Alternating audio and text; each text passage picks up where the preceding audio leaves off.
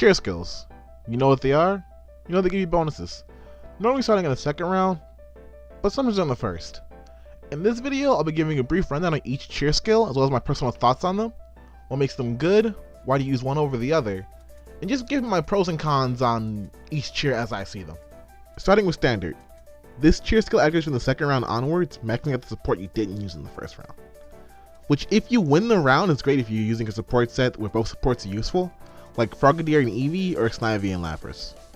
It also maxes out both supports and gives you a 30% synergy bonus if you lose the round.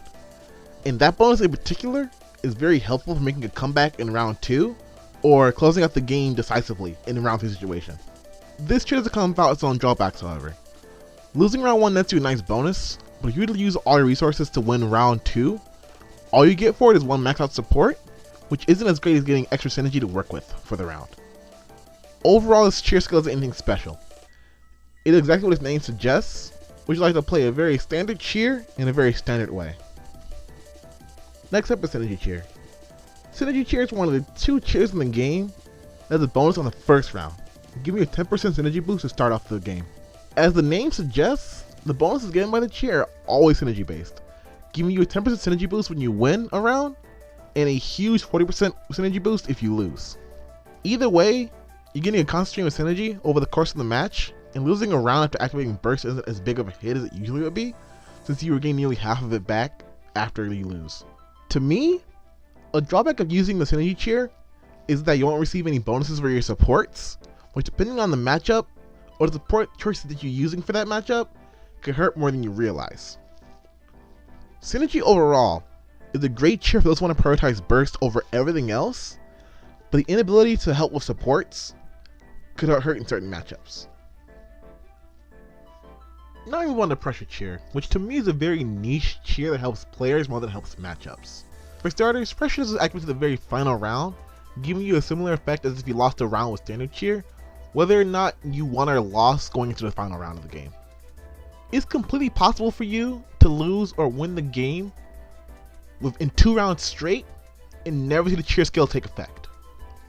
If you're a very fundamentally solid player, this cheer skill complements you pretty well, so you're able to play a very solid game plan, and if it happens to go to round 3, the sudden boost in resources, being the double max out support and the bonus to synergy, will help you out immensely to close out a game. Again, I feel this cheer skill is more for when you're confident in the player matchup rather than the character matchup. The chance of not seeing a boost or even be able to use a boost is a risk that most players aren't willing to take with that cheer skill. Moving on to the old favorite of mine, we have Support Cheer. This is a cheer skill I feel like I talk the most about, since it's the one I used mostly when I played in Wii U, is one I still use right now in DX with other cheer skills mixed in as well. So the way Support Cheer works is that it maxes out both your supports from the second round on, no matter if you win or lose the round. It's pretty helpful having some supports ready by the next round with Support Cheer. Supports like Dragonite or Magikarp, maybe even Umbreon, having them ready to go at the start of the round for round 2, or maybe even round 3, can mean a lot for a lot of matchups and can help you build momentum back up to win the game. On the other hand, for supports that charge pretty fast like Emolga, Frogadier, even Latios, the cheer isn't really all that helpful, as having it immediately doesn't really change too much in a matchup, and it could have been an extra 10% to 30% synergy bonus you could have gotten from another cheer skill. Personally, I think Support Cheer is a very solid cheer skill for those who want to play around the supports. The ability to threaten an opponent just by having a slow charging but very powerful support ready at the start of the round is way more powerful than you may expect on a mental level. And just having it at the round start to use can help heavily sway momentum in your favor. The second to last cheer we have now is Special Cheer, which I think is a very momentum based cheer due to the nature of its bonuses. When you win a round, you're granted a 40% synergy bonus, and on a loss, both your supports are maxed out. If you win around with Burst, most characters are able to regain Burst at the winning field once or twice, allowing them to still comfortably close out a round. Even after a round loss, maxing out both your supports has its own advantage. So depending on the set you run, you can use your support to help regain momentum and get back to the win bonus.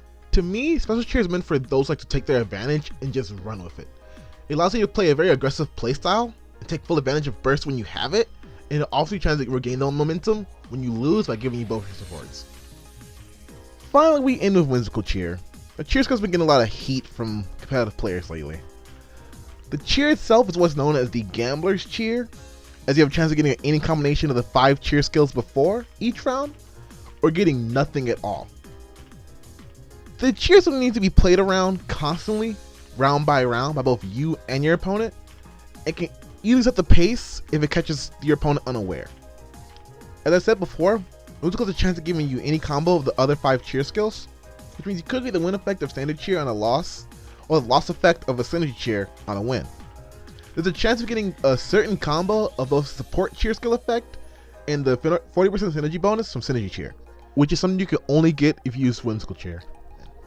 Not having a consistent bonus from when things take a turn for the worse can mean the difference between losing the set and mounting a comeback. Whimsical Cheer, by its nature, is the one variable in a group of constant cheers. It's not a cheer for those who want consistency from round to round. It's a dynamic cheer that requires both players to be on their toes and change the game plans from round to round, in my opinion.